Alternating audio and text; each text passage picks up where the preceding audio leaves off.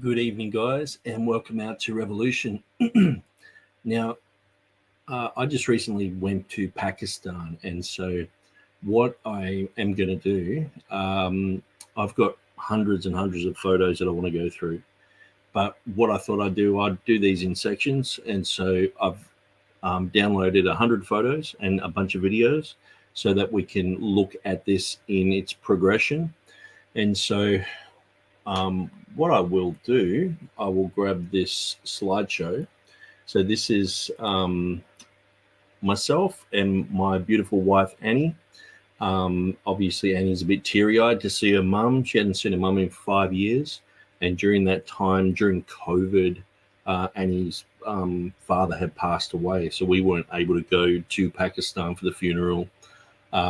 We had some Australian friends in Pakistan at the time. They were there for months. I think it was about 6 months they had to overstay, and they ended up paying $30,000 just to get out of the country. And so it was a pretty wild time. So here we are at Lahore Airport. I remember the first time I came out of Lahore Airport, I think I'd watched too many movies and I thought I was going to get kidnapped and thrown in the boot of a car. But this is probably, I guess, my 8th trip back to Pakistan. So here we have Saqib and Asif. These are Annie's older brothers. So Annie is the youngest, and she also has a sister, Sonia. So we'll see Sonia a bit later. And this is Annie's mum. And so all of the family are involved in ministry. And so Saqib has run a successful ministry for, I guess, nearly 15 years now. He used to run a ministry with Annie. So him and Annie would go and do Sunday school classes in many different places.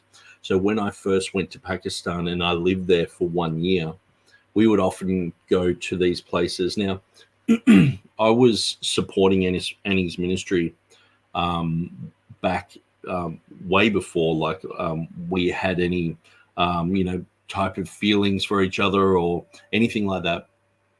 And I was supporting Saqib and giving them money, and sometimes it would sort of boggle me how they would do things. I would be trying to figure things out. But when I went and lived in Pakistan for a year, I was like, man, this place is wild. Well, Pakistan is a wild place.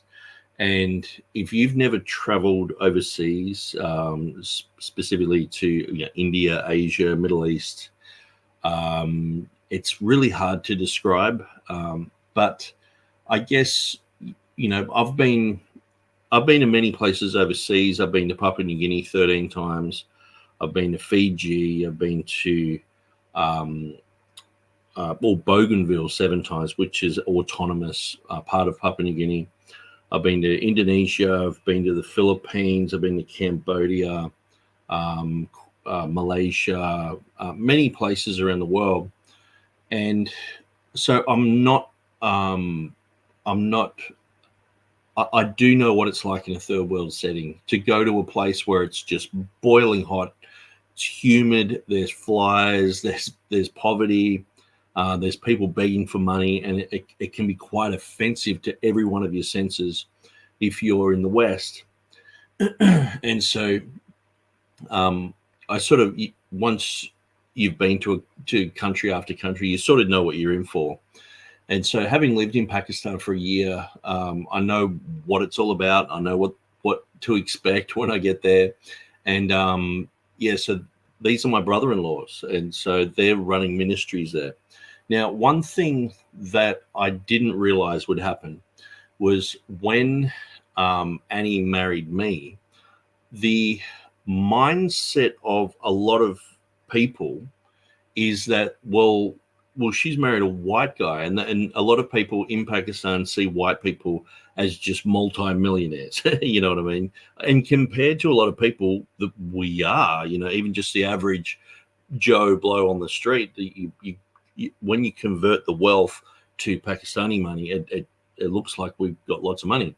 But when you work it all out and you've got to pay rent and you've got to pay your bills here in the West, it's like, well, you know, you can just be scraping by, but you can look like a millionaire to other people in other cultures. And so when I married Annie and Sakib had sponsors who were sponsoring their Sunday school ministries. And then some people in the United States were like, well, he'll take over, you know, and I was like, hey, I'm already sort of sponsoring, you know, and then it was just like, he'll take over. And so one of the main reasons I haven't gone overseas much in the last 8 years is because I've been sponsoring the work in Pakistan. And look, don't get me wrong, I don't mind doing that. But I guess in a way, this video is to show you the work that we're doing there. And I guess it's three things: to show the work that we're doing here, to generate interest in getting some people to sponsor the work that's happening. And if people can't, you know, help financially, you know, obviously there's the, you know, praying and things like that, and just even just moral support and liking the video, but share it with people who can help. So that's one other thing that you can do, because I know some people really like what I do, but I know people who really love what I do, and they're like, man, what you did in Papua New Guinea that time, that was so good. What you did in you know, Pakistan, it's so great. But I know they haven't got a cent to their name. And so I say to them, look, just don't stress about that. Just send it to someone who does have money. Because sometimes I've been invited to churches just after a missionary trip, and I'll go through some of these photos, and I've had people come up and shake my hand and it's got $500 in it. And they're like, that's for the next trip. And I'm like, wow, that's great. You know, there are business people, there are people, you know, who do have money, but I tend not to do too much myself nowadays, but I do sponsor works on the ground, because one thing I've realized, by the time I actually spend a whole bunch of money getting on a plane and going overseas, I can sponsor someone for probably 2 years to be full-time preaching and ministry. They can do way more in 2 years than I can do in like a 3-week little stint. Now, obviously, this is, you know, this is my family. These are my in-laws, Annie's, you know, family. So this is, you know, basically like visiting family. But pretty much every day we were preaching. We prayed for thousands of people. And so we're going to build up into that. The first 100 photos are just like the first couple of days. And as we go along, you'll see the meetings got bigger. We actually had to scale down. I guess in a way, we didn't really realize the visa situation in Pakistan. And so the visa situation can put a lot of spotlight on you, where you should really get a missionary visa if you want to hold big crusades and do all this sort of stuff. So we actually canceled a lot of that. And pretty much all that we've done and all that I'm showing you is just friends and family, really. And the brick kiln places are just, I guess we just call them little Bible studies, because we have been there, done huge crusades and things like that, and we did plan on doing that. But then we were getting calls from our friends who you know, in positions of authority saying, well, you can do that, but you'll end up in jail. And it was like, oh, it's that strict. So we had no idea. So we scaled everything right back down, and just were basically just hanging around the house, hanging around the family, and just sort of just visiting things that were already on. We weren't creating any new thing. And so that was an interesting thing, because I'm not used to that. But I think it was a very good thing, because one thing that I saw happen was a real catching of the type of message that I usually preach about who you are in Christ. And so that was really good to see a lot of people get a hold of that. So I'm going to go through some of these. So here we are in Lahore Airport. It's quite busy. And so, yeah, just got the family. Usually the obligatory garlands and flowers, etc. And so these are Annie's sisters. So this is Sonia. This is Annie's sister. And these are the sister-in-laws, wife of Saqib, Iram, and Rebecca, wife of Asif. And so these are my sister-in-laws. And I lived with this family for 1 year in Pakistan. That was 8 years ago. And so here we are with the women's ministry. So Annie's mum runs a women's ministry. And so this is Annie's mum here. And a lot of local women would just come out and hear that. So, I could tell you stories about, some of these women here, but like, a lot of people in Pakistan, like when we look at inflation that's happened pretty much globally in the United States, here in Australia, everything's doubled, electricity bills are doubled, we know it's just because of COVID and all the rest of it. But here in Pakistan, people are absolutely struggling. Like, people will work a whole month. They get paid monthly. And so we here in Australia, we usually get paid weekly. But they get paid monthly, and usually it's just enough to get by. And when I say get by, it's just enough for food, for clothing. Most people stitch their own clothes. It's a hard life. It's really hard there, and the weather is just constantly hot. The weather was so bad there. The air quality was so bad that it was equivalent to breathing in a packet of cigarettes a day. So my wife, her throat was really sore, or just raspy. And when you're doing a lot of talking, a lot of preaching, talking to people, asking them, how they're doing, whatever, you can really blow out your voice box. So this is the women's ministry. And so they're learning Bible memorization, Christian songs, and just general understanding about how to be, a good Christian.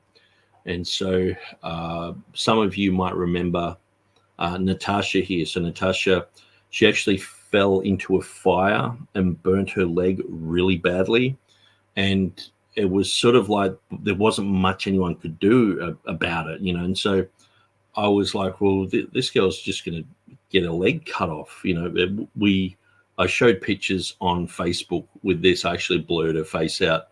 But since then, there's been so many pictures of her. It's like, well, and I think the thing is like Natasha, her mother died a few years ago. I think there's 5 kids in the family, so she looks after all of them. The father has to work 12 hours a day, so she's basically at home all day. She's 11. She's got a mental disability, and so she fell in the fire, and we paid for her to get medical treatment. Now, oftentimes, Annie is contacting friends in Australia, in America, just saying, can you guys help, because there's just need after need after need. It can feel like it's a black hole of needs, you know what I mean? But when you see one person helped, you're like, that they're, you can't just say, well, it's just too much. Like say with Natasha, she, her leg was burnt really badly.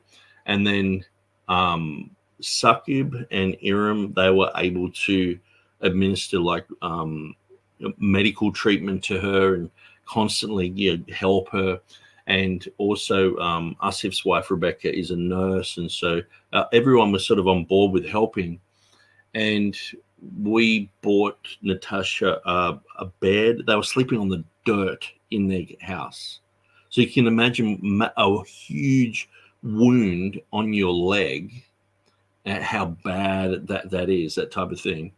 And it's getting infected to the point where you could have your leg cut off and you're going home and sleeping in the dirt.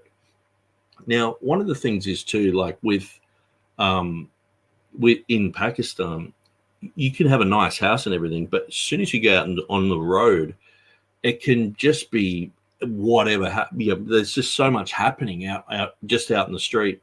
And so you do get a lot of flies and things like that. People dump a lot of rubbish just on vacant lots.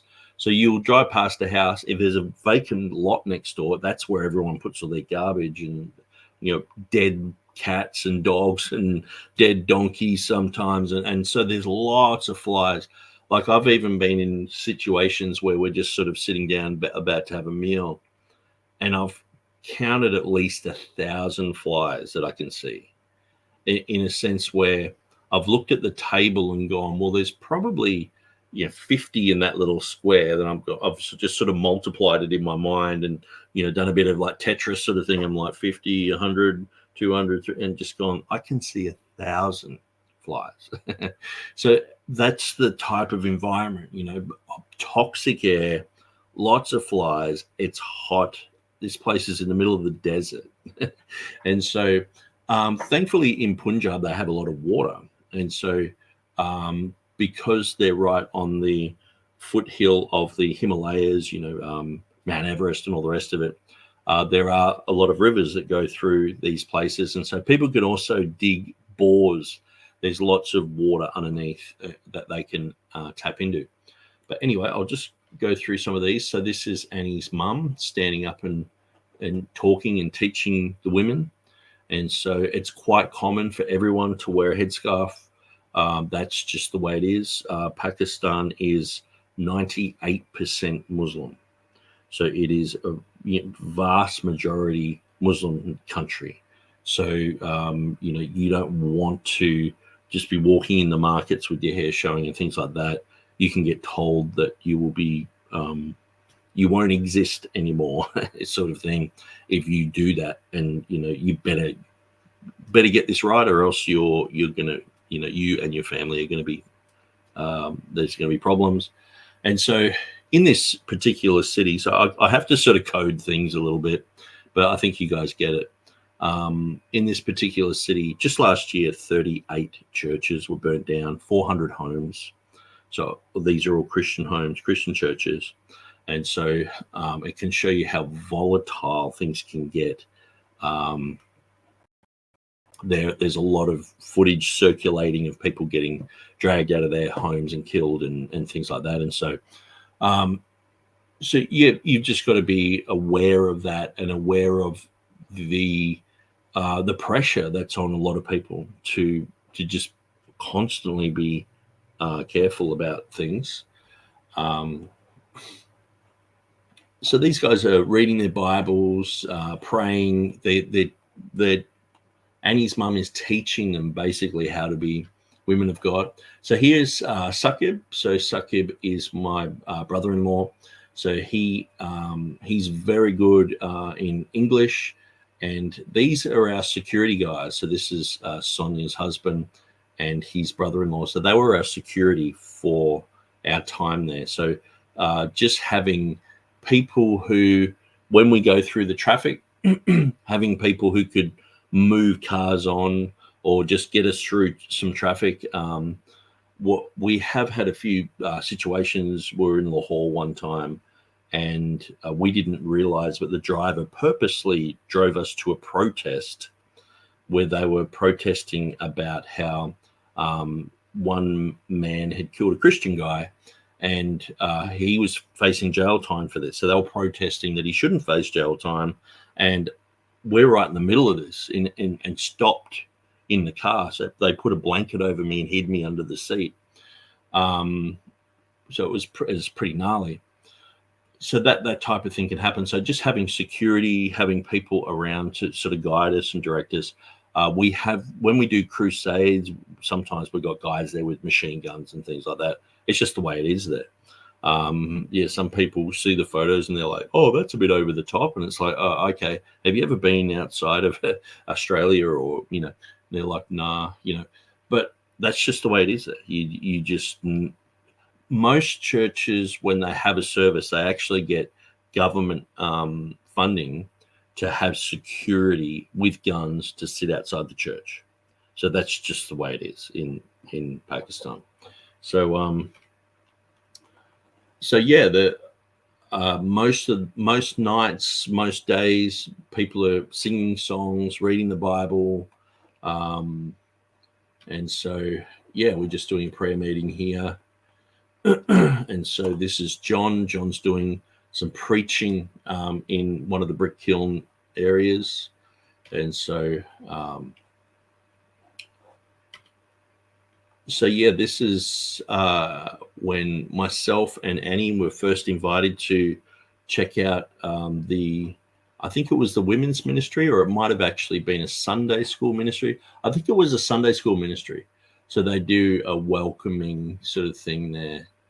And usually the kids do a dance and all the rest of it. So yeah, this is the women's ministry and sewing center. So the sewing center is just opened. They've got 2 sewing machines. There's 15 ladies there. So whenever they do it, that most people are just watching. So we're trying to raise funds to get some more sewing machines. Some of Annie's friends here in Australia gave money towards that. And so whenever people give money towards anything, we just send the money. Saqib goes to the market, haggles. It's part of their culture is haggling certain prices, and then they just buy some sewing machines. So to have a skill like that, to learn how to sew, is a huge thing. And so, people knowing how to, sew for your own family, to know how to sew and actually, make a living off this. This is a huge thing in Pakistan.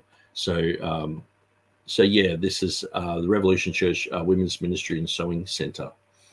And so yeah, there we are. That's our front gate there. And usually the obligatory garlands are brought out. And so this is usually something that happens when you are a visitor, you're a guest, people will put the garlands on you, or flowers and things like that. And so everyone was very happy to see me and happy to see Annie. Annie hadn't been home for 5 years. And so some people didn't know Annie. And Annie has a very good character. She's very loving. She's very, she's very likable, but a tiny bit strict, which is just a perfect balance. And people really respect Annie. A lot of people have never seen a white person before. So you sort of feel a bit like Elvis Presley. 1 minute you're just in a white culture where no one really cares about you or even looks twice at you. And the next thing you know, everyone's staring at you for a long time. And so it can be quite embarrassing, but I'm pretty used to that. I've been in many nations where that is the case. Many times you'll meet adults who are 40, 50 years old, and they're saying, well, you're the first white person I've ever met, which is quite remarkable. And so, yeah, just Annie, myself, and the family. And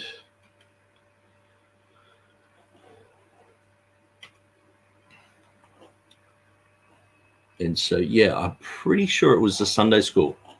I'm pretty sure this is a Sunday school. So Annie's chatting away. Now, one of the things is I can't see any of the kids there with it or any of the other women, but getting this Mandy on your hand is quite a popular thing. It's just sort of like it's sort of like stains on your skin for like a few days, and it looks incredible. So usually if you're going to a wedding or something like that, people will draw that on you, or if you're a special guest, they'll come and do that. And so yeah, Annie's just speaking there about a few issues and a few things. And then we prayed for lots and lots of people. So everywhere we went, people a lot of the time would just pray for everyone. So people would line up, we'd pray, and so we eventually sort of worked out that I would pray for the men, and he would pray for the women. Obviously, it's a vast majority women here, and so you've just got to be careful too with praying for people if you ever do go to Pakistan, because sometimes putting your hand on people's heads is not good. Shaking women's hands is not a good thing. If you're related to them or they're a very close friend of the family, that's fine. You can even give them a bit of a side hug sort of thing. But don't expect if you go somewhere and you're just going to shake people's hands that they will be embarrassed. They don't want to do it. And also sometimes they can get in a bit of trouble for doing so. And so it's like, oh, why are you shaking this guy's hand, sort of thing. And so I just sort of mentioned that. So yeah, here's me praying for Amir, and Amir is Sonia's husband, and he was helping with our security. And so keep these guys in prayer. So this is us praying for Natasha. So Natasha's the one with the leg. So yeah, I was sort of explaining the whole fire thing with her leg. But then what happened was it actually got infected. She hurt herself again. She fell on the same leg and drilled her leg, and her whole leg had turned green. And I was like, we have to go to the doctor.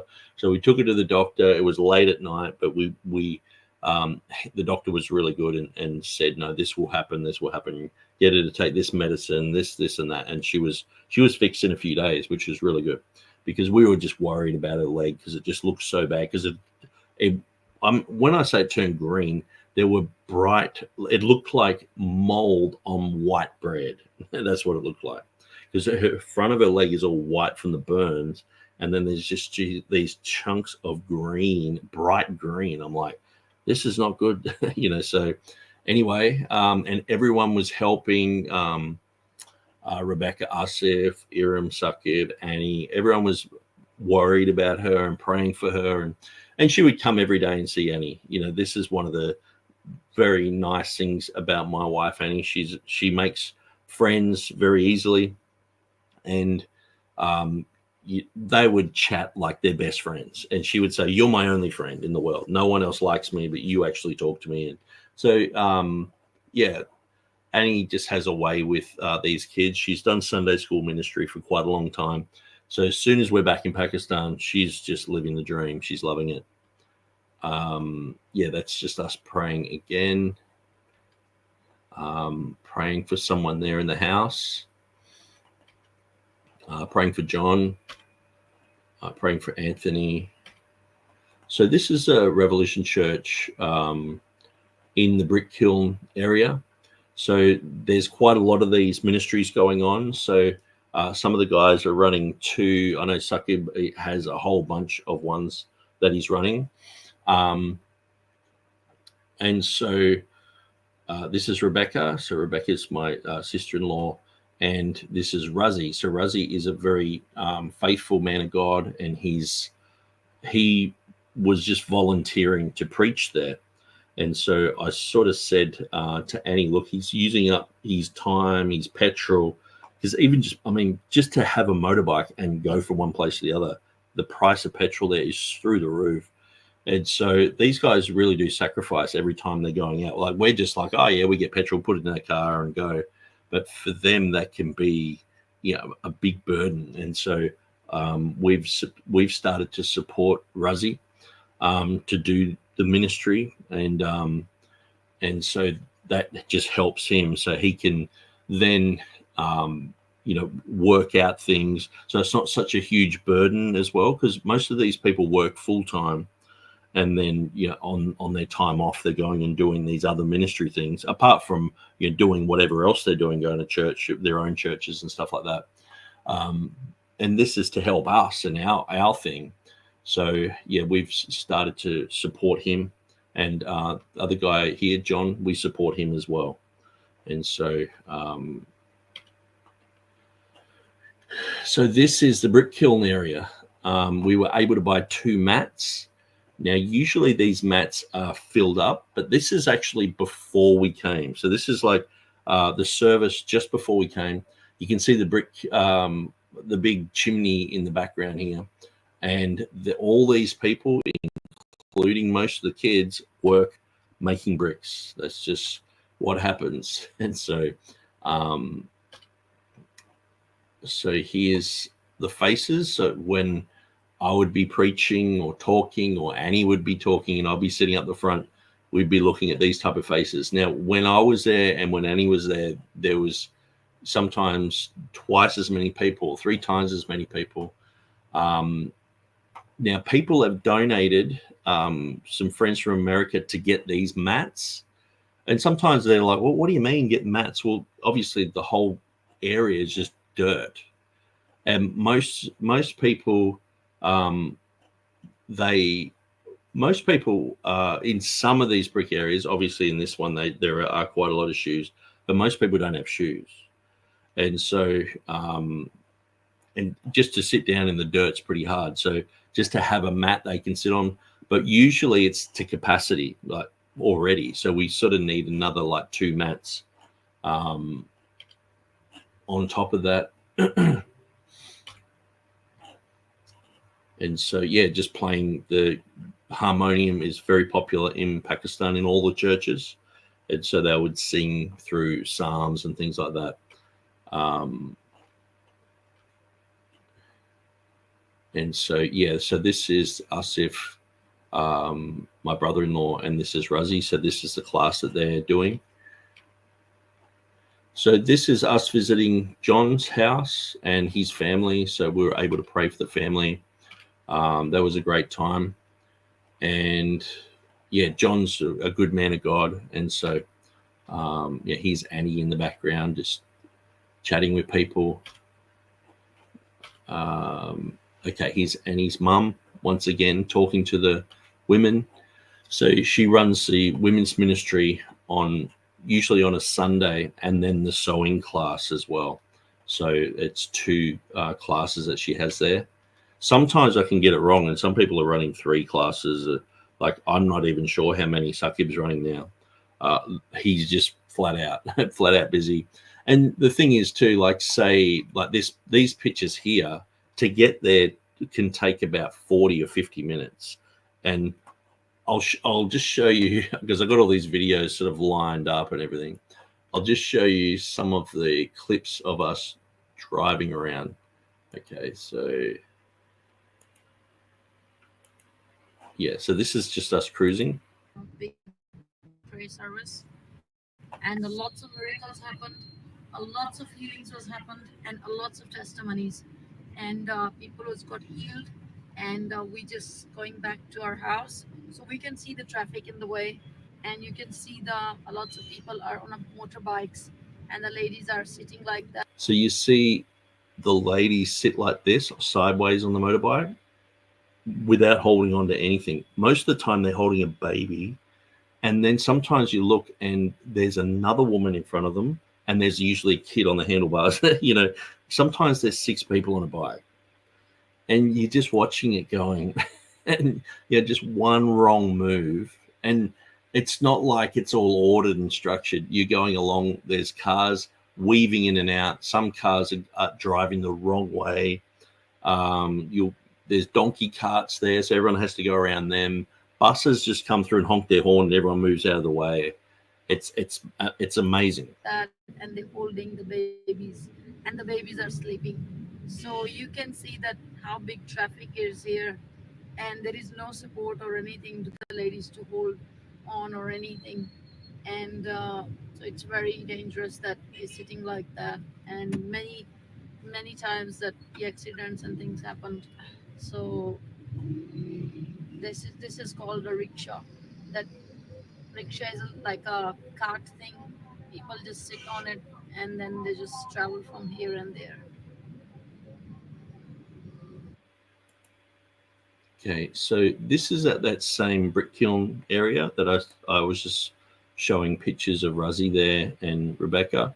So I think it was Johnny, my nephew. He grabbed the camera and just had a quick look. So this is where they're cooking the bricks. So they stack them all up in piles, and then they put all fuel, sticks and wood and all that in there, and then they drop the fire down there and cover it all up so it just burns, which is quite an amazing thing what they do.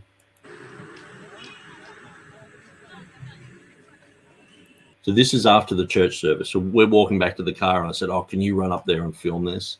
So he said, "Yeah."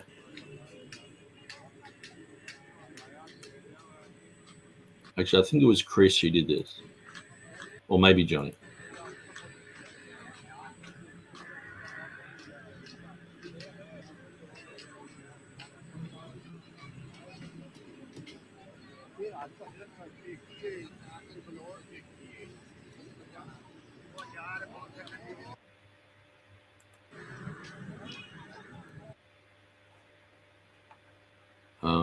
I'll just look at this one. Because when you just go up, especially in the winter, it's very cold weather. So the second thing is you must feel that when the driver must put a brake, so then you will fall down. Oh. So we're talking about how Sakib used to go to school on top of the bus. So you go up the ladder and you climb up there, and then you climb back down. Sometimes the bus doesn't stop; it slows down, and you have to jump off. It's just wild. Do many people fall down from these? Yes, Really? many times, especially the young boys. Oh, yeah. It doesn't look like there's much to hang on to up there. Yeah, nothing.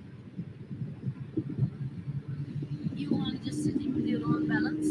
Oh. If balance out, you fall down. You from fell the- down. Well, that's what I noticed with a lot of the people with the motorbikes. The women are sitting sideways, and they're not even, they're holding a child or a bag of shopping or books, and they're not even holding on. Yeah. Because that's what usually, happens.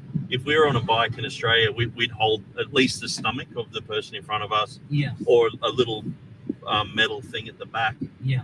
But like this lady here, like she's just balancing on that, like it's wild. And the feet are nearly hitting the ground too. Like nearly every woman is just like the foot's just dangling there. So the tooting of the horn is pretty common. Where here in the West, usually someone toots a horn, everyone gets offended. There, it's just like, hey, I'm coming through, I'm behind you, I'm next to you, and so people toot the horn in that fashion. So we're glad it's on a Friday here, where the traffic's very small at the moment. So this is on a Friday when the Muslims have their day off. So this is like really light traffic. So we're But as you can see, like these cars will just rip out in front of everyone. about to go to Metro. So Metro is sort of like a shopping center. I guess you'd say in America it's like a Walmart, or like for Australia, Kmart, and a bit of a Big W and Coles. So it's quite common to see people dressed like this, just head to toe, with the burqa and things like that. All in one. A bit of a Bunnings as well. And so, yeah, so we're just heading there. We're just going to get a few things. And as you can see, like this kid on the motorbike, he's on the wrong side of the road. So, yeah. Like it's just wild. All these guys are on the wrong side of the road because they should be on that side, but they're just cruising around. So we're just heading there. We're just going to get a few things. It's good just to get out and have a look around. So we've had a couple of really, really good nights where we've been out at the brick kiln areas. So we're going to 2 other brick kiln areas today. So we thought we'd get out early, do some stuff, and just generally just look around. It's one of those places where I can never get tired of looking at things. I can always just look and look. It's just so amazing. And all the brickwork, it's quite amazing. Like here we are, a lot of these kids and parents are working, doing the brick kiln work. And as you can see, the whole of Pakistan is bricks. Nearly every building is just bricks, which would make people understand why they need so many bricks, And so obviously this comes down to lots of poor people in areas where they're working very hard in the sun, Oftentimes it's child labor, but we're doing what we can to try and reach these people and reach them with the gospel, but also giving them food and things good.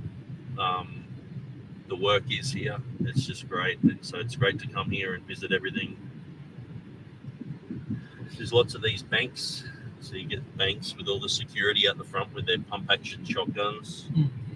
It's a little bit like Papua New Guinea. You've got a lot of security. Anywhere where there's a little bit of money involved or jewelry or things like that, you usually got someone security there with shotguns and things like that. But shoes. So we have in our car like these nets sort of thing, which is really good because that way no one can see me from the side. Because oftentimes you pull up at a crossing or intersection and people. But you notice that people are just walking across, and this is on a quiet day, so we will show some other stuff. But I guess coming from Australia, where when I got off the plane, I went and saw my mom and my sister, and we had a bit of a chat for half an hour. I jumped in the car, and all the way home for 40-minute drive, I didn't see another car. Like it was 10 o'clock at night, but I didn't see one car, not one. That's the difference between Australia and in Pakistan, where this is on a quiet day. Come banging on the glass, asking for money, and a lot of these people are very needy. They've got no legs. They're just, And that's one of the tragic things.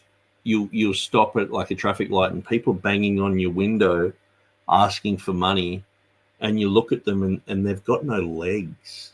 They're just on crutches, balancing themselves up, banging, and you're like, but they're everywhere. You know what I mean? It's like, sometimes, Sakib or Asif or whoever would just give her money.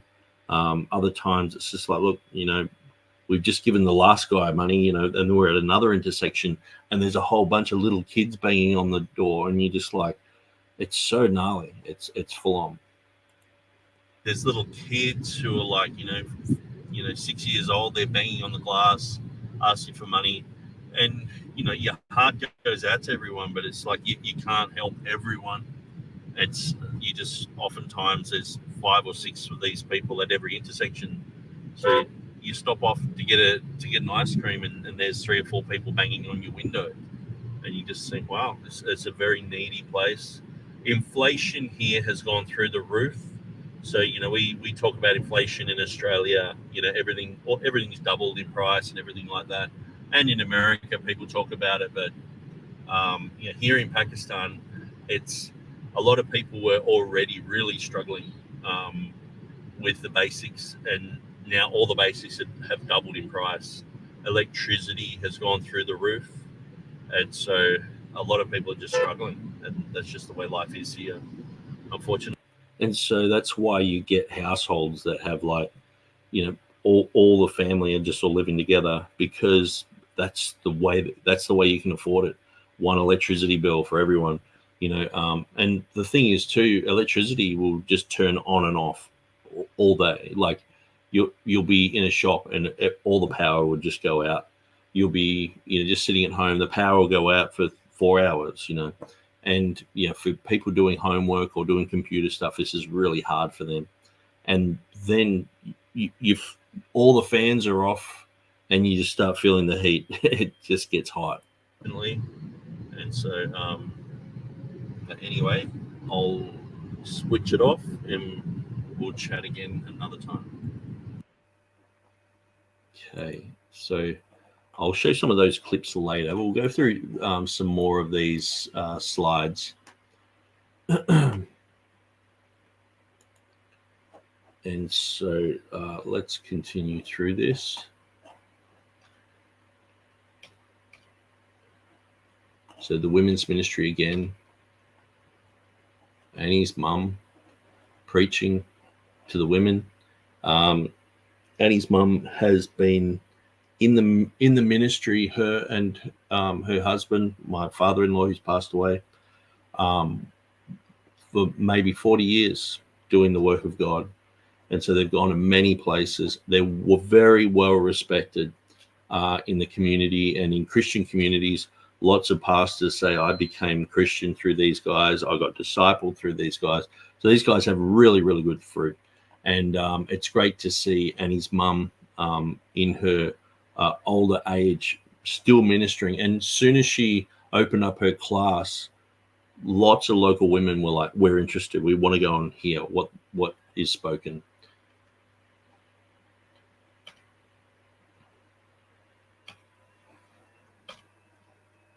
Okay, so that's the beginning theme with the dum-da-dum, they call it, which is this big thing here with the sticks.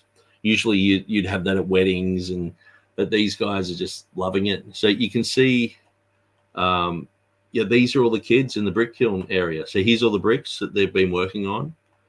And this is just one of the areas where we go to. So there's Sonia's running this. So this is Annie's sister. And these are our security guys, the 5 guys. And they were great because they were enjoying themselves, but also they were listening to the preaching and they got powerfully touched. And a lot of them started praying. They were like, we want to be part of this ministry. This is great. We think what you're doing is fantastic. And so, we're all just clapping along and enjoying watching these kids having a bit of fun. And then the obligatory flowers and garlands and things. And the thing is too, like, to go and get flowers and garlands, it costs money. And these people are many times on like $1 a day sort of thing. So you do feel that weight of like, they've spent money, for us, just so we can look good in a photo. So that's why I'm stopping and going, well, they've given us these because it's from their heart. It's from the bottom of their coin jar sort of thing, lady blessing me. Usually it's, if there's an older lady, she will, or a lady with authority, she will bless the man like this. And so it's quite a common thing. Then you get the garlands. Okay, so here we are. Welcome in Jesus' name, Revolution Church. So the youth group ministry. So this is a Sunday school. So it's it just so happens to have a lot of adults there because I'm there and Annie's there. So, but here we are opening it. So this is us with the scissors cutting the string, and so this is the class.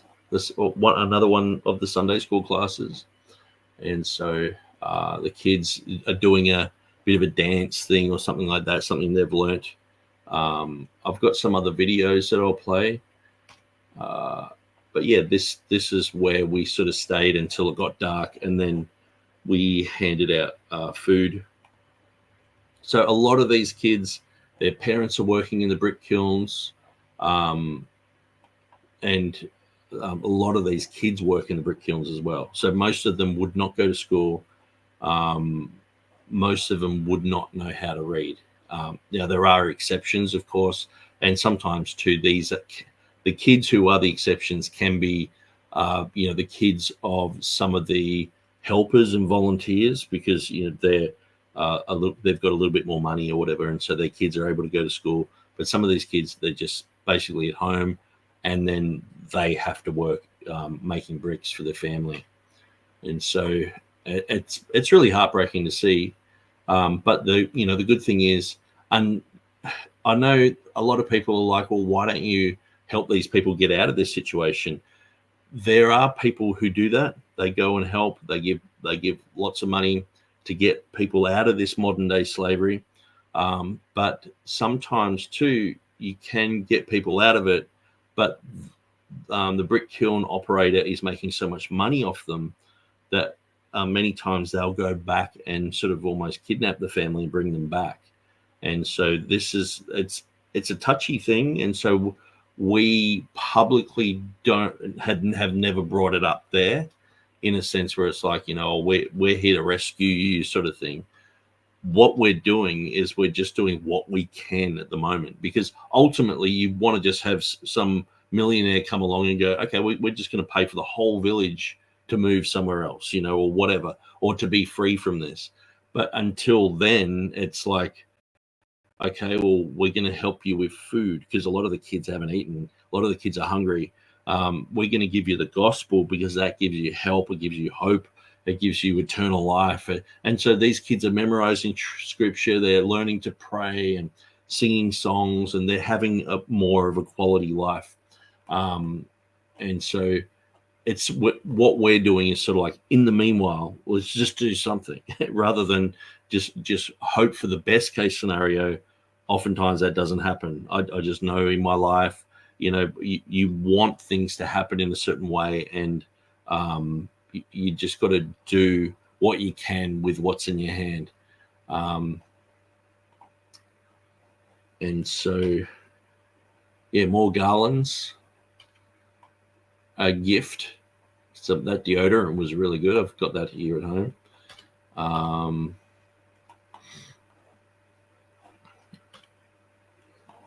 And so, yeah, more kids doing, you know, action songs, dancing stuff, all that.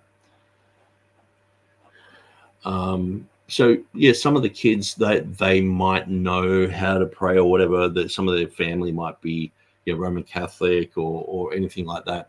But usually kids are just taught how to pray, how to memorize scripture, how to sing songs, you know, and sometimes too, even just to get the kids to sit in a row, they've never done that before. They're not even going to school or anything. And so it can be a big thing just to have the kids have that little bit of discipline there. And so here's us handing out food here. And so, and again, oftentimes this is through either the generosity of them themselves, like say, you know, us, if he's working a full-time job, you know, and oftentimes he's giving money out of his own pocket to help and to bless and all the rest of it, but he wants to do that. So then you've got Annie, you know, she'll contact people in Australia, in America, and say, hey, we've got all these needs. We want to give out food this, you know, in 3 weeks, we want to do a meeting and we want to give out food to all the kids. And so, and what this usually is like rice with maybe chickpeas or something in it, or sometimes a bit of meat or whatever. And yeah, like the kids are just stoked. They're just so happy with this.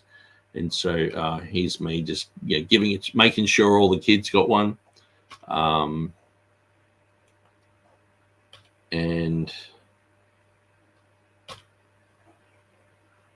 all the adults.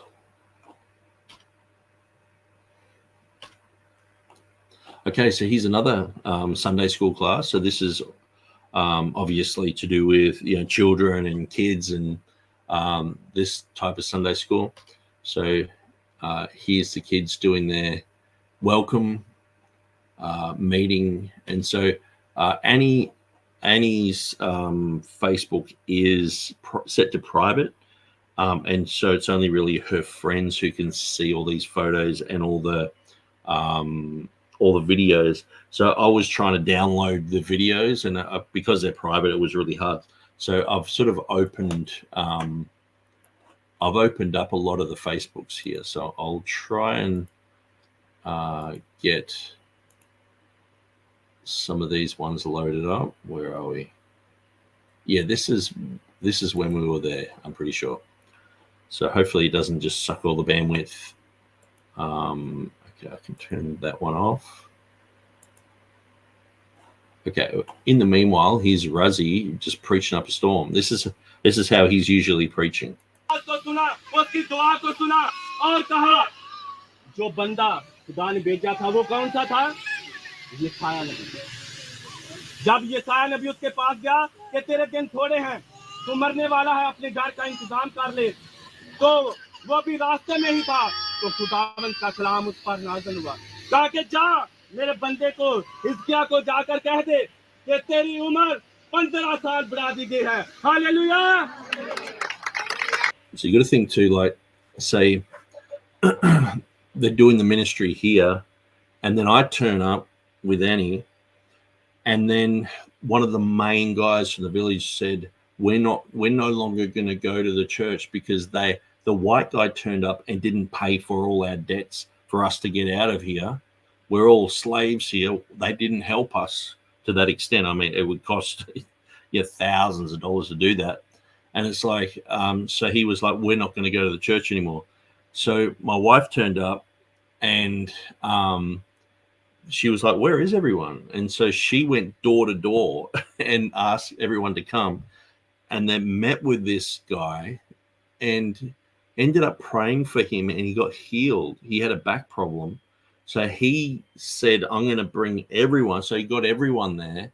And then he said, next time I'll get double the people here. And so things can just go from, really like everything's really happening. It's really good. But then just a little situation like that can be like, oh, okay, no one can come anymore. Because sometimes someone just has all the authority too.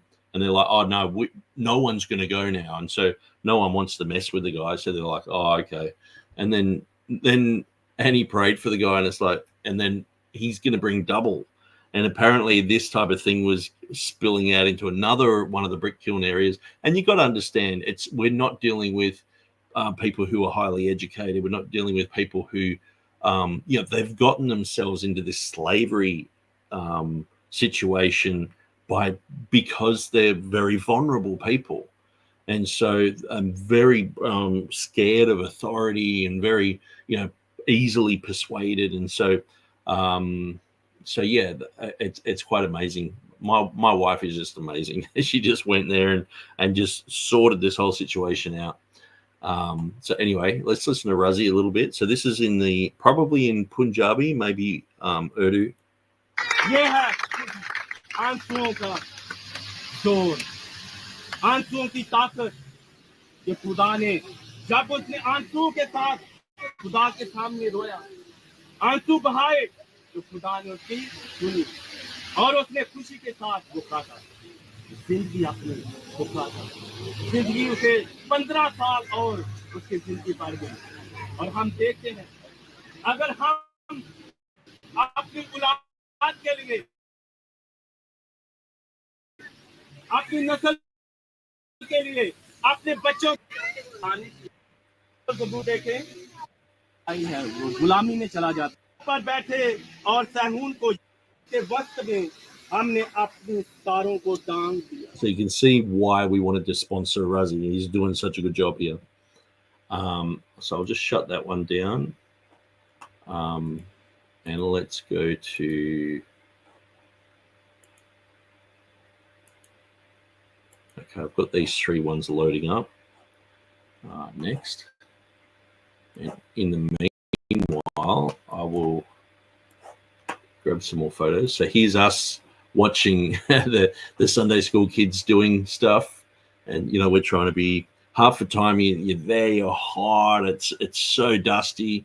You can smell like there's a big buffalo right here. And, there's all sorts of smells and things that that are unusual, at times.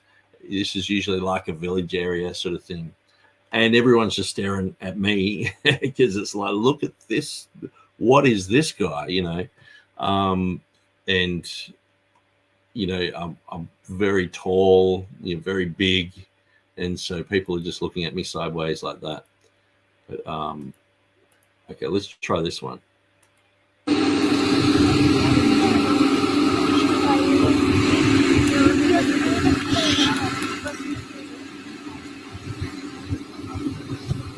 My name is Nick. मेरा नाम निक है. I'm from Australia. मैं Australia से आया हूँ. Who knows where Australia is? किसको पता Australia? None of them knew. I was like, because I'm not used to talking to kids, like in a Sunday school setting where Annie has run Sunday schools for years and years, so she knows and can speak on their level. Where I'm like asking questions and they're all looking at each other like, what's this guy saying?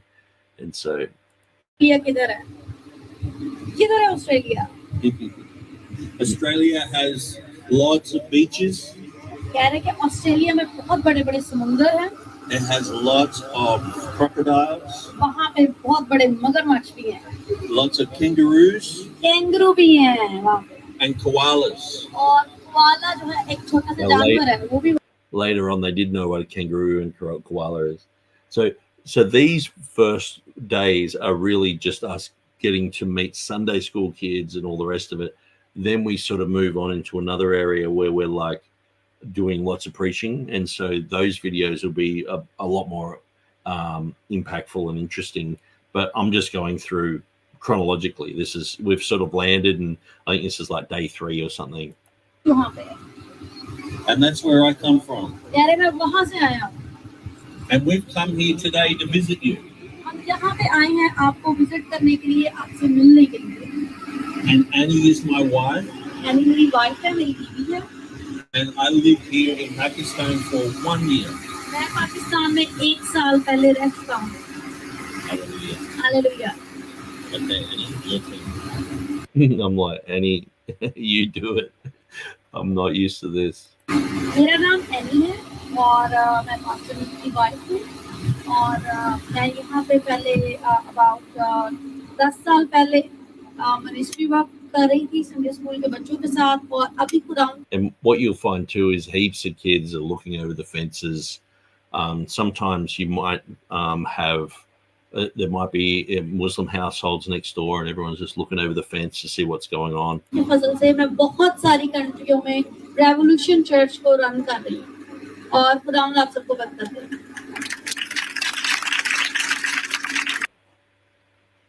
Okay. All right, they're still winding up, and so I'll just reopen these. Maybe I'll shut these ones down.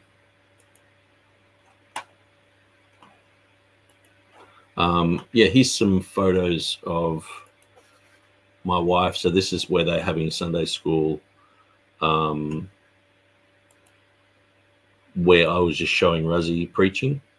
So yeah, here's the kids, and there's the brick kiln, you know, that they're just in that area. And here's a great photo of Annie with one of the little kids.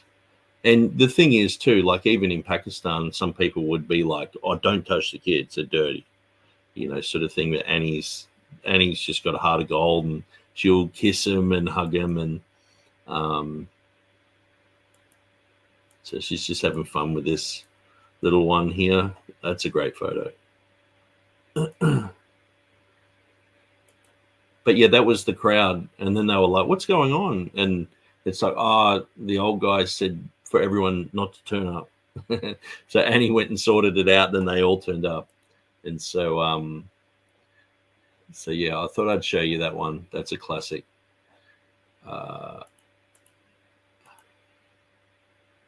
Okay, here's another one. बड़ी interesting story है, बड़ी मस्त।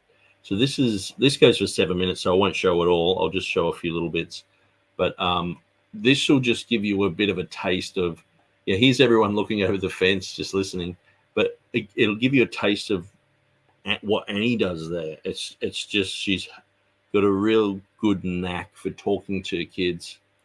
की कहानी है, आपको बड़ा मजा आने वाला है, सच में, पक्का। लंबी भी नहीं होगी, छोटी सी होगी। अंगा रहता है ना, लंबी होगी। बैठ जाओ बेटा, बैठ जाओ। बैठे इधर ही बैठे। अच्छा, किस किस को ज़कई की कहानी का पता है? ज़कई का किस किस को पता है? सबको पता है, सुनाई हुई है ना ज़कई की कहानी। लेकिन आज एवरीवन, हालेलुया। अच्छा, ज़कई जो है ना, वो एक छोटे का आदमी, छोटा बिल्कुल। किसको पिक करें यहाँ पे? सबसे छोटा कौन है? ये वाला। आ जाओ। कोई छोटा सा बच्चा है, ठीक है? ये तो बच्चा, लेकिन वो बच्चा नहीं है। ऐसे था ज़कई का। ज़कई जो था वो बिल्कुल छोटा था।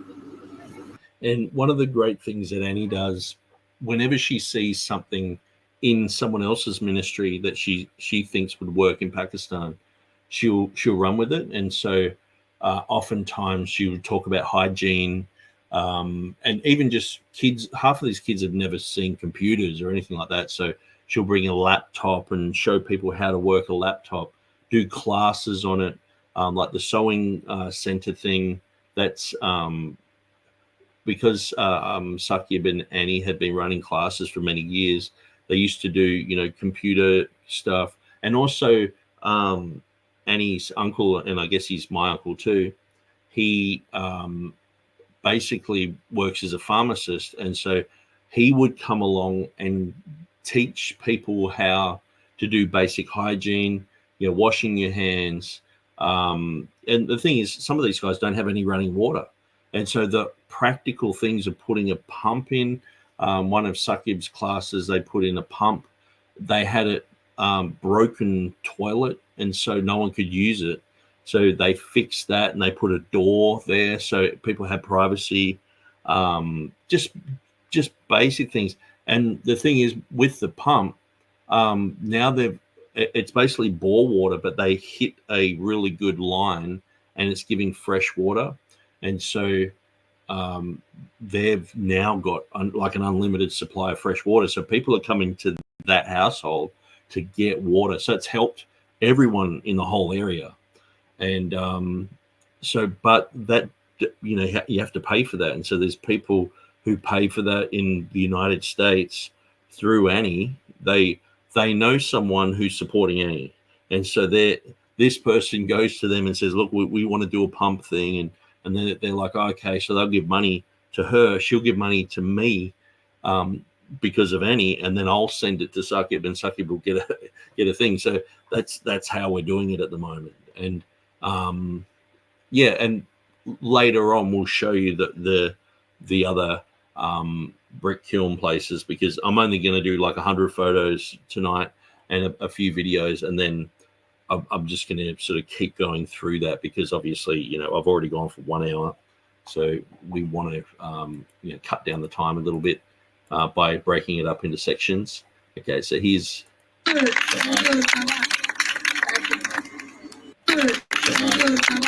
very short video.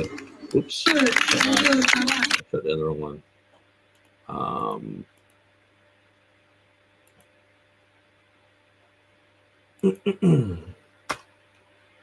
I'll just reload these. Sorry about that. Okay, so here we've got one called Driving Around Pakistan. So I'm not sure exactly what's going to be in it, but I won't go for the full 7 minutes. I'll just sort of fast forward a bit. I think it's signal on the signal here. There must have a signal here, because traffic is coming here and there from all around.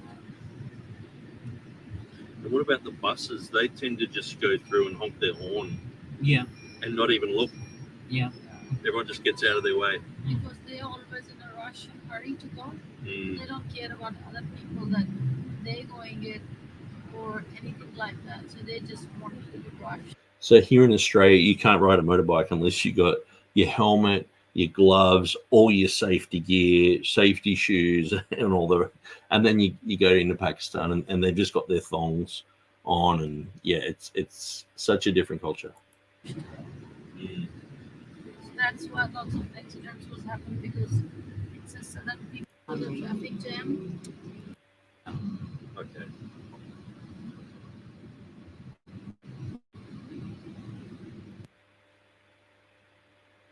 Took me, and I was at home with him. And so how bad was your leg hurt? Yeah, it's not fully. So Sakib used to ride a motorbike around quite a fair bit, and then someone smashed into him, and it ruined his leg. It basically set him on his back for months, and that was only like last year. And so he had to get an automatic car to get around, because he can't ride a bike. And so, yeah, that was a pretty big deal, a pretty big thing that happened. Just fell down, and then they hurt very badly. and some ladies also hurt by their dupatta, because when they wear the dupatta, so dupatta was stuck in the tire Oh, and just fell down backside, and many ladies died because of this. wow. Yeah, because with the scarf it just gets stuck, and the wheel can get stuck as well. So then it can hurt their neck, and they can get choked. Yeah. So this is a bad as well, Mm. to be in the bike that you can be choked like that. Wow. Many cases was happening like that one. And you saw an accident this morning, Sakib? Yeah, I saw. I just actually it was afternoon. Okay, so I won't show the rest of that clip because I want to play the whole lot actually, because there are lots of stories in there and all the rest of it. But I'm just showing you just us going around Pakistan. So I'll shut that down, and I'll just see if any of these ones are ready. It's a bit of a shame if they don't come up actually. I might just open it in a new window. Here we go.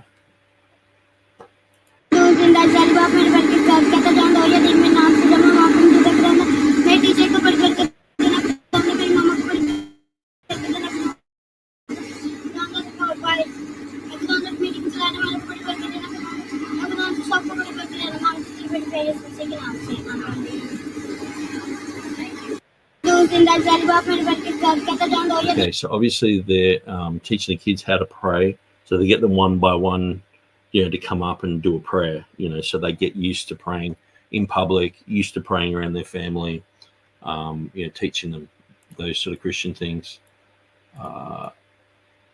Okay.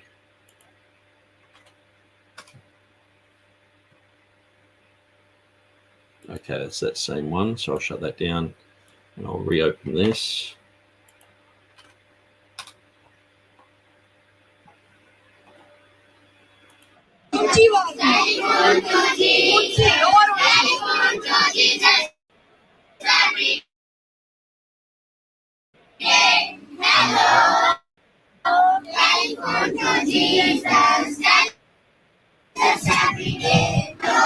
I want to speak to Jesus. I want to speak to Jesus. I want to speak to Jesus every day. Hello, I want to speak to Jesus. I want to speak to Jesus. I want to speak to Jesus every day. Hello, Jesus says I love you. Jesus says I love you.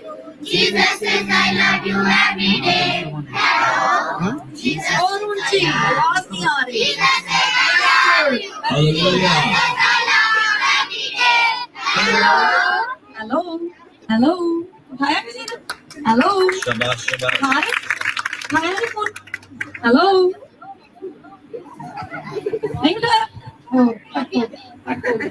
Hello.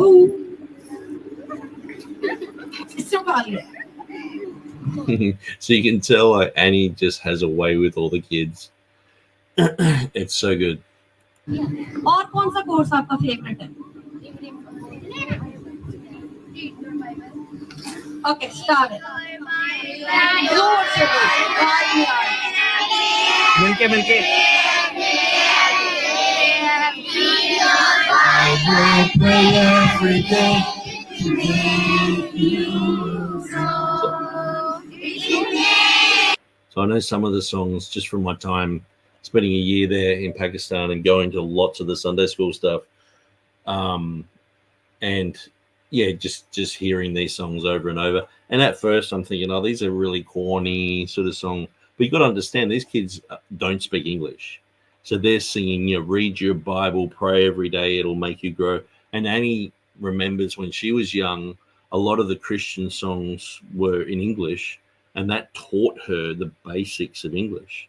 So, telephone to Jesus every day, hello, just to say hello and, telephone and all this sort of stuff. So there's a whole methodology behind this, to get kids, because if you can speak English, you're educated.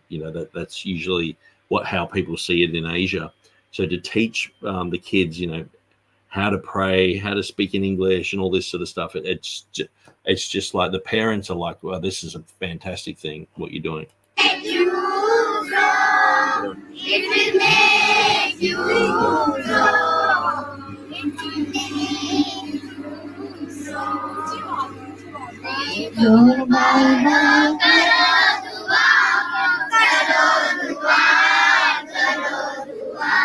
Bible पढ़ो करो दुआ के तुम बढ़ते जाओ ये तुम बढ़ते जाओ ये तुम बढ़ते जाओ बाइबल पढ़ो करो दुआ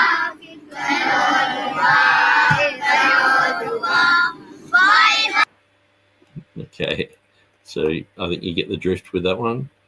And I think this is the last one of those videos, or maybe it's the same one. Yeah, I think it is the same one.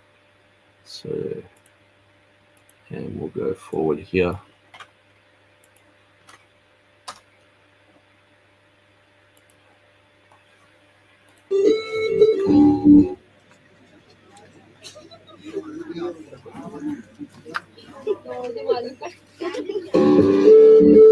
उनको छेड़ो तो ना यार.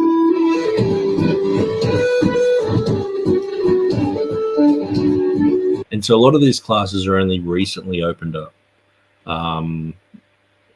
in a sense where they're only a few months old. So to have kids already doing this sort of stuff, and like say one of the classes that Annie and Sakyam had in their own hometown, all the kids knew all the songs. They could basically run the whole thing themselves. It was, and now they've all grown up and sort of moved on. And what they've found is, teaching all the kids is fantastic. It's great, and a lot of those kids are really grateful for this whole Christian upbringing.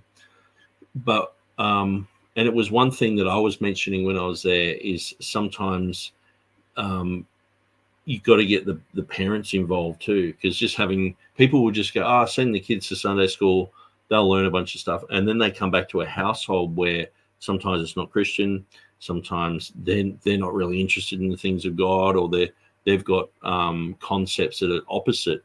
And so sure, the kid can grow up, it's like going to a youth group or something like that, but so what's happening is a lot more adults are starting to come out to these things, and there's a bit more preaching and things like that. And so so there is that mix.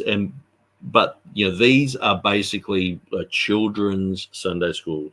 And when I say Sunday school is not just Sunday. Like, this wasn't on a Sunday. I can't even remember what day this was on. But they just use the term Sunday school for anything to do with like a children's ministry. So it could be on a Thursday. You could have a Sunday school on a Monday or a Tuesday, any day of the week. And so when I say they're running a Sunday school ministry, what it basically means is they're running a youth ministry or a children's ministry.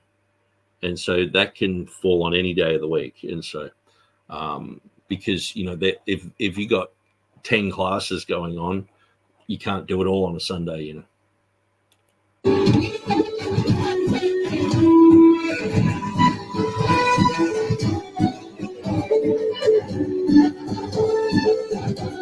And so the kids here did a really good job, considering, this was a young Sunday school class.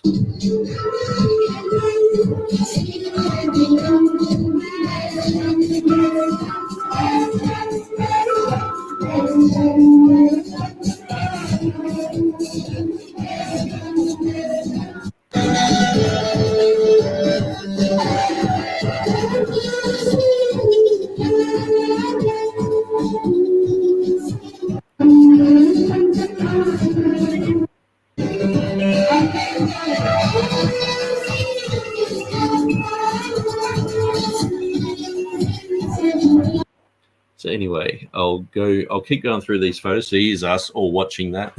That's why I showed those clips, to give you a bit of an idea of why we're all just standing there looking like this. Let's continue.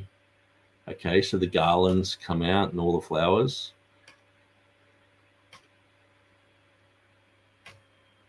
And usually the kids, they get told to throw the flowers on the ground, but they get so excited they throw it up into your face, and you get it in your eyes, you get it all up in your nose. And but after a while, you realize that kids are just going to do that. So you just sort of hold your breath and run the gauntlet. And then some kids are just grabbing chunks of flowers and throwing it straight in your face, and then picking them off the ground again and throwing them back in your face. And you're just like, okay, that's just how it's happening here. Others, they're really disciplined and they're throwing it on the ground, and you know, they're usually the long-term Sunday school classes, you know, the ones that have been around for quite a while. Okay, so there's us sharing our thing. It's Pastor John there. So he lives just opposite this class. So this is something that he's been doing for a while. He's been preaching there. He's been running Sunday school stuff. And so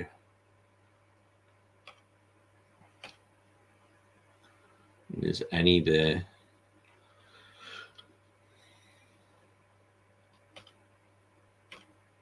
Yeah, like these photos are fantastic. Like Annie just sitting there relaxing, everyone just listening and just learning from Annie. Annie's got so much to say.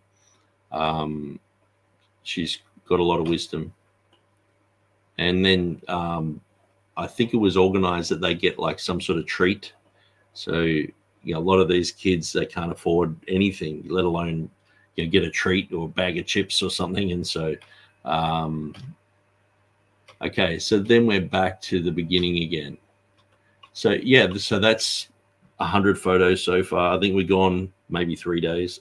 So it's obviously going to be maybe a 6 or 7 part series. We're going to get more in depth into some of the preaching and things like that happen.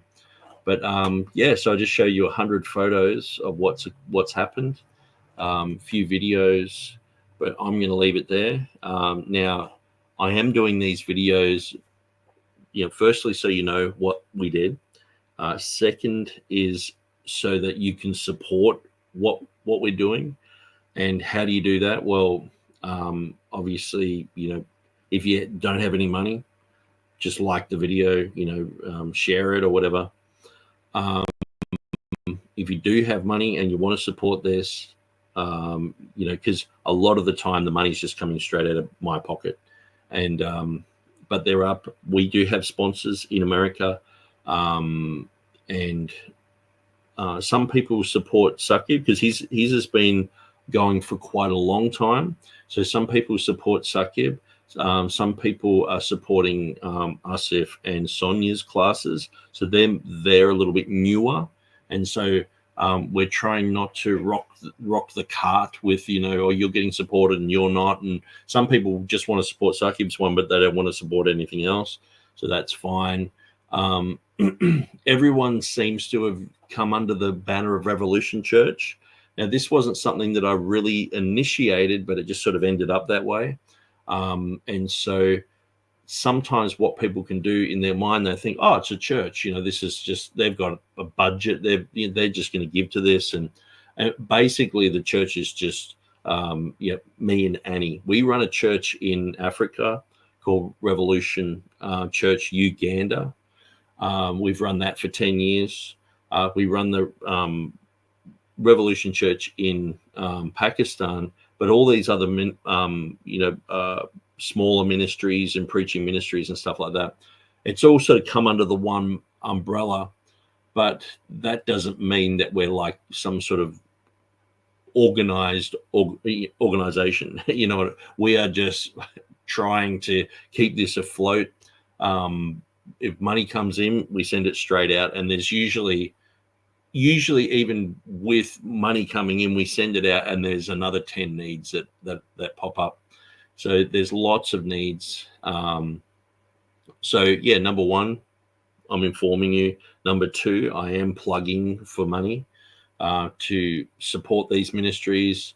And if you can't, if you're like, well, you know, I've just got no money, or sometimes too, like if someone was to ask me, oh, can you support this ministry? It might be a good ministry, but I can't do it. You know, I'm just, you know, I'm already supporting so many things.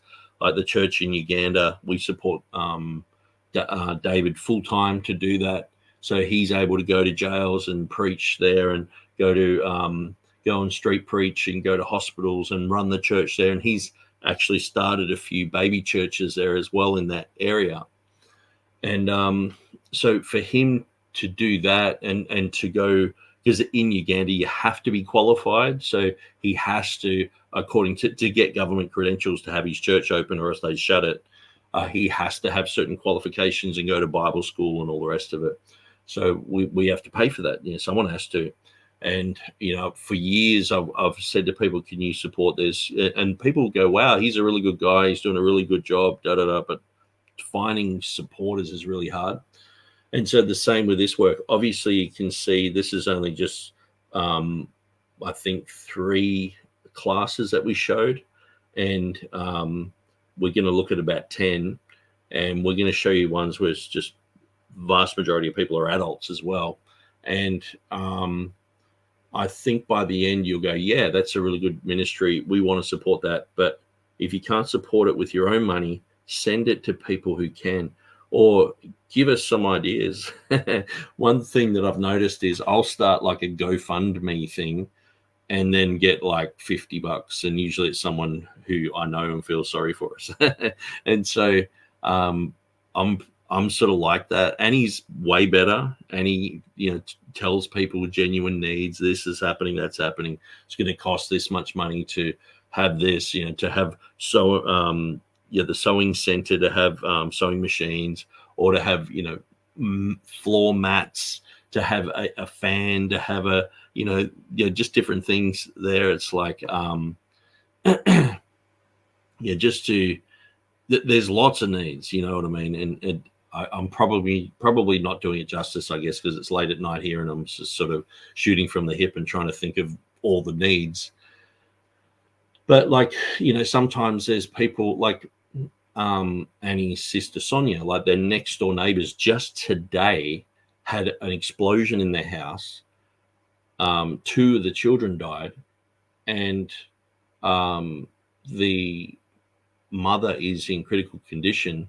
The father was at work when this happened, and that's just next door to Annie's sister's house. You know, this type of thing is just that's Pakistan. It's like there's just tragedies happening. Usually, the more people you know, the more people you hear a story. Well, my brother just died the other day, Annie's cousin. It was news that he'd had a massive heart attack. And Annie had this whole program sorted out to go and minister at this youth league thing, where she got invited there by the Salvation Army to speak, to be the main person. They even made banners and everything. And Annie said, no, I can't go there. We've got to jump in the car, and I think it's like a 3-hour drive. We got to go and visit them. And everyone was a bit like, are you sure about this? And so she was adamant about it, went to Lahore, and went into their house. And when because they just basically gave him Panadol and sent him home for a heart attack. So he came into the room and fell on the ground and had a massive heart attack in front of everyone, like a huge heart attack.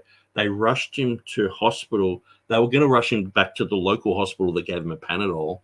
And Annie said, no, go to the cardiology specialist. So they went to this other place. In the meanwhile, she's on the phone talking to her cousin who works at the cardiology hospital back in her hometown. And she's like, oh, talk to this doctor, tell him, you know, me, say this, say that. So he was able to get fast-tracked from number 34 to like number 2. Like, imagine you've had a heart attack and you get run in the hospital and you get your ticket, you know. And he flatlined. He died. And they resuscitated him. And so he's still there in the hospital. So this has only just happened. And so my wife's telling me about this. If she hadn't been there, they don't have a car. There's no way they could have gotten to the hospital. There's no way they could have had all these contacts with cardiologists. So she was just like, let's just quickly go there. 3-hour drive, saved his life. And now they're going to do a minor surgery in his heart. And this is just sort of like a, you know, you hear these stories every week, and sometimes when you're hanging around people who are preachers and all the rest of it, this is just a daily thing of people being in accidents, people hurting themselves, people kids dying, and when I was there, we were burying some of these kids. It's full on, and so Chris, us, your family is in the house. Avery F says the Lord certainly put a good team together with you guys, and he's a natural. My comfort zone is getting uncomfortable. Yeah, and Annie's just amazing, and having grown up there and being able to fluently speak the language, and she's just like she ministers so well, and she's so good at translating as well. So everything I wanted to bring across, because she listens to my shows. Like when I'm doing live stuff, she's oftentimes just in the next room just listening. And she's like, "Oh, you were talking about James White again.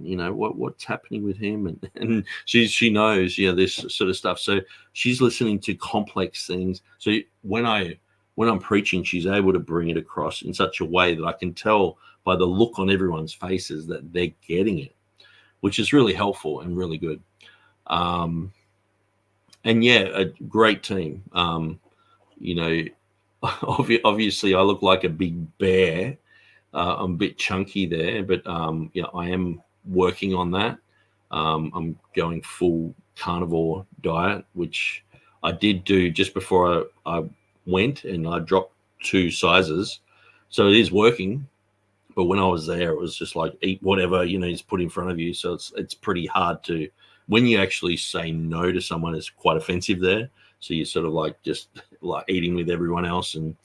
But that the plan is to, really sort of shed some, and it's not until you see photos of yourself like this, you're like, oh my gosh, I'm really getting chunky there. I've got to work something out. And so, back on the old treadmill, and like when I first went to Pakistan and lived there for a year, I was fit as I used to walk the Byron Bay Lighthouse twice a day, which is like a straight uphill. It's like 30 minutes and it's full on. And, doing 100 push-ups, 200 star jumps, I was fit as. But then when I lived in Pakistan, I actually couldn't even walk in our backyard. It was so small. So I couldn't do any exercise. And then, just the different foods and stuff like that. And I just sort of came back to Australia like a bit of a Teletubby. But it is quite embarrassing when you're there as well, because everyone's so slim. And so anyway, I just thought I'd mention that. And Hilly Billy is in the house with his demonic goatee. How dare you? You're going to offend Jehovah's Witnesses and Potter's House people with that big goatee of yours. Of course, I'm only joking. Nick, I mentioned you and your channel on my Saturday stream.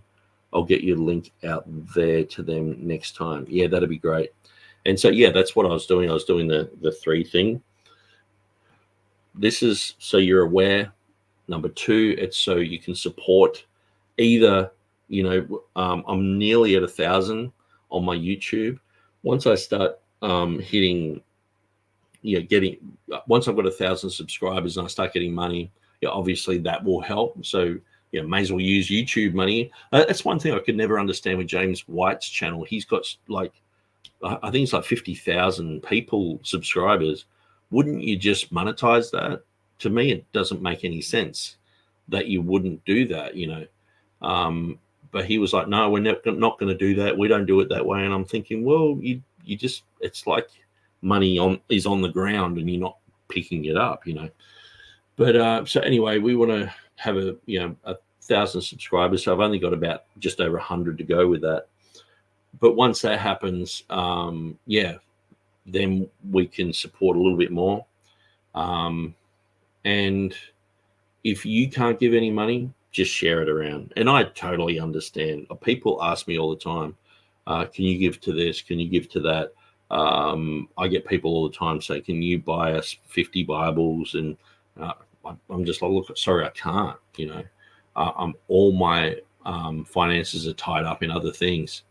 other, helping in Africa, helping here in Pakistan, and just the daily things here in Australia. But yeah, but then if it is a good ministry, then I'll recommend other people and say, look, watch this video. This is what these guys are doing. You might be interested in it. So Hilly Billy says you can apply for monetization now, Nick. They dropped the subscriber count to 500. I had heard that, but then I went through on my phone and it still said I needed 1,000. So someone said that to me as well. It might have even been you, but I looked into it and I think it's asking for money and having like a donate button or something like that, where I've got my own PayPal thing. So on my Textus Receptus website, oops.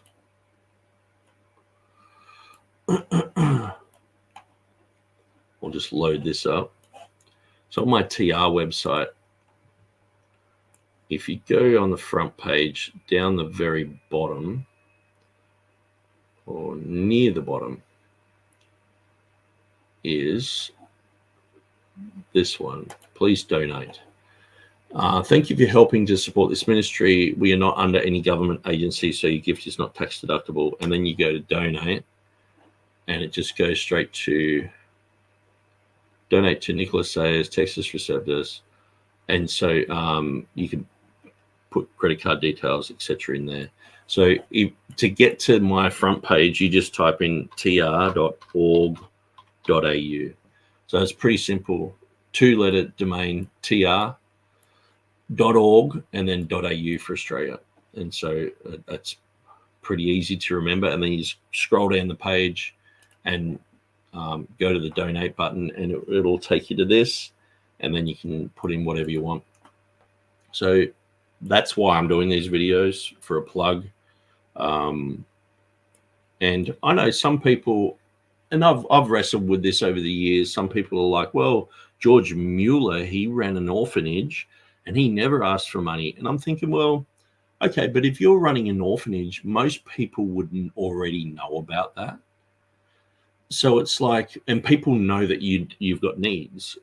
And that's one of the things some people sort of guilt you and go, you shouldn't ask for money. And it's like, well, no, the Bible says, ask, it's not a crime to ask. It's not a crime to let people know of your needs and things like that. And so, sometimes I feel the George Mueller thing. Sometimes I look at ministries who are saying, no, we do the George Mueller thing. They're really tiny. And I'm like, if you actually asked, it could be bigger. But I think the George Mueller thing, he was probably running a very popular orphanage. So people know there's needs there. And he's just made it his own personal conviction that I'm never going to ask anyone, God will provide. And it was getting provided for. But is that going to work in every situation? How many people know about the church that I run in Africa and the needs there? Like I remember I think it was the first 5 years they met under a tree. Now they've built a church and everything, and it's, so if I hadn't, well, most of that's been supported by me, but how would you know about that? How would you know of other churches that we've started in Africa? Unless I actually tell you, and then go, well, yeah, and they need money. These things just don't happen just by clicking your fingers, and just wishing it would happen. Usually it takes sacrifice, and Paul was like that. He said, well, just give according to as you purpose in your heart. And so anyway, Avery F says, actually, ministry is probably the furthest thing from the mind of James White. Yeah. It's a bit of a shame, because it just seems like a waste. Like he could be, every video gets like 20,000 views or whatever. It's like he could be making money and just donating it to his favorite charity or something. It just seems like a waste. Anyway, Hilly Billy says, but it's way harder for us religion creators, they demonetized me in 2017, and the money I had on the account at the time seems to have vanished. Wow, that's pretty full on. Yeah, hopefully nothing like that happens to me. I am pretty careful with copyright stuff. Even the other day, I did like that 7-hour video about Steven Anderson, and some of it came up copyright, and some of it was Halloween music. I guess the horror movie Halloween, it had a bit of that in the background of one of the clips. It had some BBC footage of Steven Anderson saying that, you know, people should just shoot themselves and all that sort of stuff. So I guess that was part of it. Hilly Billy says it was less than $50. Okay, yeah. So on my one, so I've got my YouTube studio. If I go there and click on, it has down the bottom like a little button, whoops, that says earn. So I click on that, and it has, you can do memberships and supers and shopping, but then it says I've got to get to 1,000 subscribers, which it's pretty close, you know, it's nearly there. It's like 880 or something. And so to get monetized, so it could be different in different countries as well, I guess. But like Annie's brother was putting up some gospel songs, and he got 1,000 subscribers, and we're like, wow, that's really good.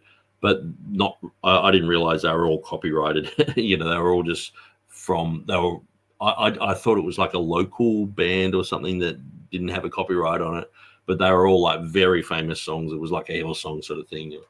And it wasn't a Hill song, but it was like as famous as, and they all just got copyright strikes. And so he's got like 1,000 subscribers, but there's nothing you can really do with that.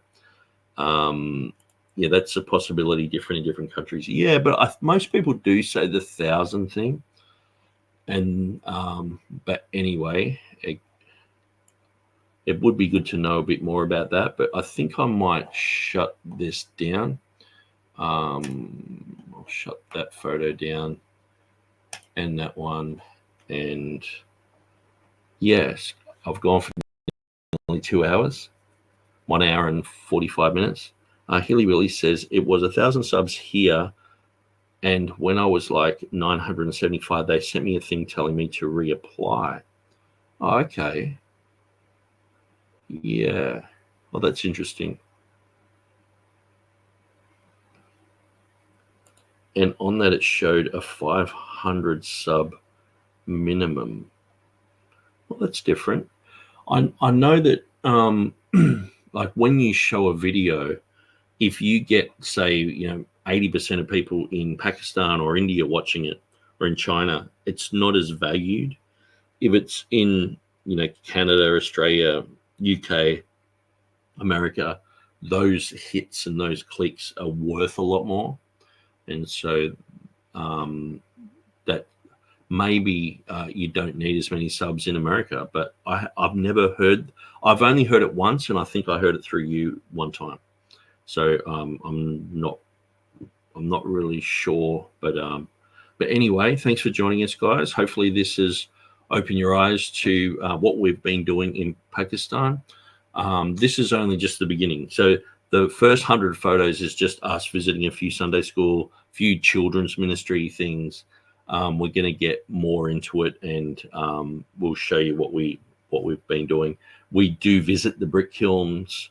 We go and visit and talk to the local people. Annie makes a brick, and we go and stand on the fire pits and have a look at them.